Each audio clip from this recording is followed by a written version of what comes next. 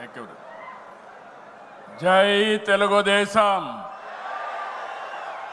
జై తెలుగుదేశం, జై తెలుగుదేశం. జోహార్ ఎన్టీఆర్, జోహార్ ఎన్టీఆర్, జోహార్ ఎన్టీఆర్.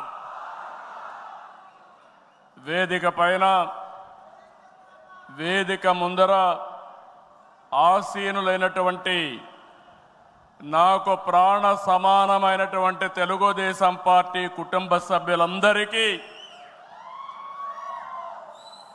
స్వాగతం, సుస్వాగతం. పత్రికా విలేకరులకి మనస్ఫూర్తిగా స్వాగతం. దేశంలో అనేక రాజకీయ పార్టీలు ఉన్నాయి, కానీ మహానాడుల వేలాది మంది ప్రతినిధులతో మంచి చెడులు, విధానాలు, ఆలోచనలు చర్చించుకునే ఏకైక పార్టీ తెలుగుదేశం. ప్రతిపక్షంలో ఉన్న, అధికారంలో ఉన్న మహానాడు అంటే అదే జోరు, అదే హోరు. మీ ఉత్సాహం చూస్తే నా మనసు ఉప్పొంగుతా ఉందని చెప్పి తెలియజేస్తున్నా. రాయలసీమలో మహానాడు అంటే తిరుపతిగా ఉండేది. ఇప్పుడు తొలిసారి దేవుని కడపలో, అది కూడా కూటమి ప్రభుత్వం ఏర్పాటైన తర్వాత తొలి మహానాడు కడపలో ఏర్పాటు చేసుకుంటున్నాం.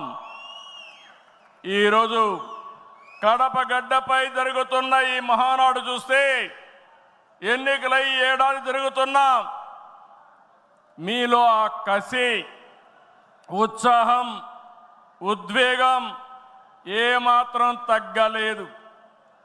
నేను చాలా మహానాడు చూశాను. దగ్గర దగ్గర మనం చూస్తే 34 మహానాడులు మనం జరుపుకున్నాం.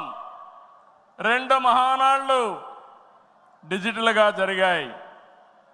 అయితే ఈసారి కడపలో, దేవుని గడపలో జరిగే మహానాడు ఒక చరిత్ర సృష్టించబోతుంది. సువర్ణాక్షరాలతో ఆంధ్రదేశ రాష్ట్ర ఆర్థిక పరిస్థితి ఒక దశ దిశ నిర్దేశిస్తుందని చెప్పి తెలియజేసుకున్నా. ఈరోజు చల్లని వాతావరణం. అన్ని మహానాడులంటే చాలా వేడివేడిగా ఉండేది, ఎండలు ఎక్కువ ఉండేటివి. ఒక ప్రశాంతమైన వాతావరణంలో, ఆహ్లాదకరమైన వాతావరణంలో ఈరోజు కడపలో మహానాడు జరుగుతూ ఉంది. ఉమ్మడి కడప జిల్లాలో 10 స్థానాలకు గాను 7 స్థానాలు గెలిచాం. మన సత్తా చాటాం. ఈసారి ఇంకొంచెం కష్టపడితే 10కి 10 మనమే స్వీప్ చేస్తాం. రాయలసీమ ప్రజలు అద్భుత చైతన్యంతో ఈసారి ఇచ్చిన తీర్పును గౌరవిస్తూ వారికి ధన్యవాదాలు తెలపడానికి కడపలో మహానాడు పెట్టాలని నిర్ణయించాం.